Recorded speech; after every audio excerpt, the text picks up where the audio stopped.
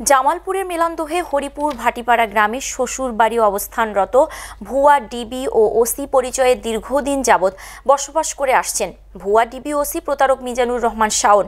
জামালপুর মেলান্দহ থেকে উজ্জ্বল আকন্দের রিপোর্টে দেখুন বিস্তারিত।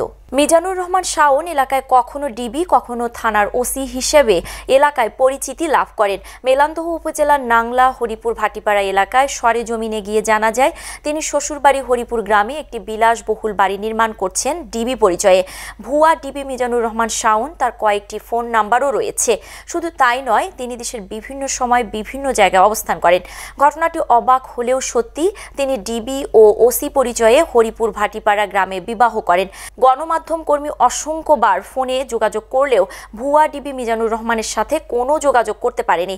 এলাকাবাসীর অসংখ্য মৌখিক অভিযোগ, মিজানুর রহমানের এমন কর্মকাণ্ডের বিরুদ্ধে বর্তমান প্রশাসন কঠোর হস্তে ব্যবস্থা গ্রহণ না করলে দেশের বিভিন্ন এলাকায় সহজ সরল মানুষগুলো প্রতিনিয়ত ক্ষতি সাধিত হওয়ার সম্ভাবনা রয়েছে।